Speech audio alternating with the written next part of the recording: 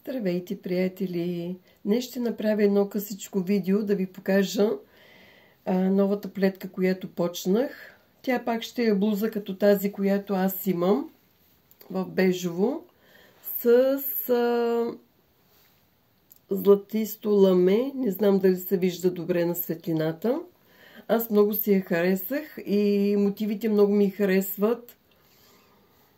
И затова реших да я повторя в друг цвят. Този път цвета е синьо дънково се води. Вътре ламето е сребристо, което много добре стои с този цвят.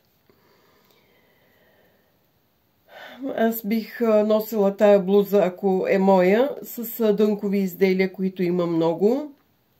Защо не и с бял панталон, например. Самата блуза би изпъквала много повече.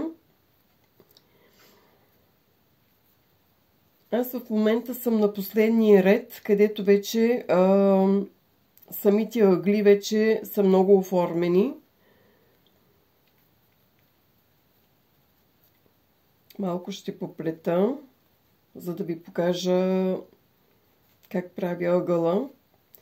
Няма да обяснявам самата плетка, процеса на плетенето, защото тогава видеото може би ще стане много дълго и може би не всеки иска да седне и да плете.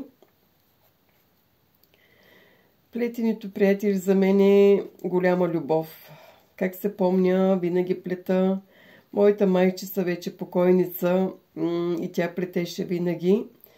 И аз, влюбена в самото плетене, винаги я питах кое как става.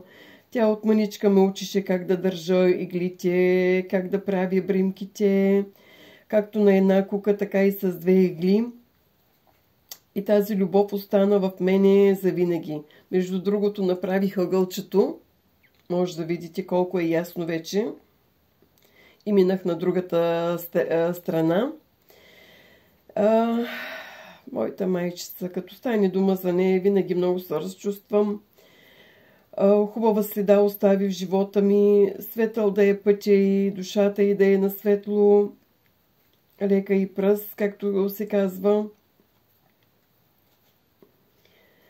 За да не стане много дълго видеото и да не го отегчавам, набързичко ще ви покажа. Имайте така, представете си, че съм приключила вече с последния ред. Между другото, аз вече изплетох първия ред от блузата, който е изцяло в съединен вид. Не се шие с игла.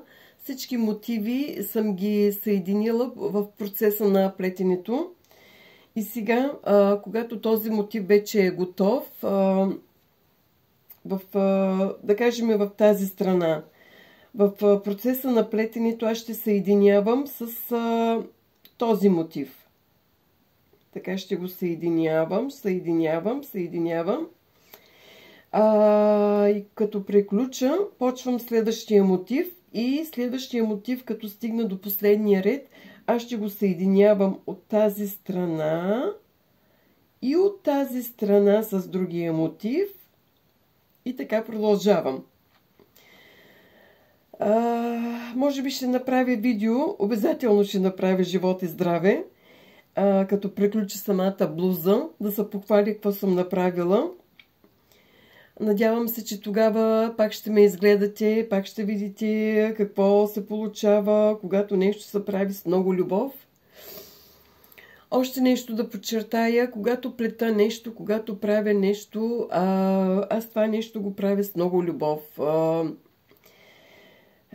Много често напоследък прави наричания в самия процес на плетенето.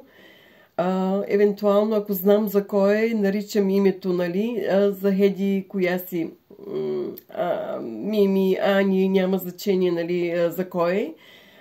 Да носи на самия човек здраве, благополучие, любов в семейството, успех в работата или в учението, кой на какъвто етап от живота си. И много бих се радвала, ако аз купувам нещо и знам, че тази дреха е направена, създадена с много любов. Бих предпочела по-често да я нося, защото ще знам, че тя ще ми отваря пътя, тя ще ми отваря врати, които трудно се отварят, ще имам успех в работата или където реша, че имам нужда от успех. Това са малките вълшебства, които напоследък вече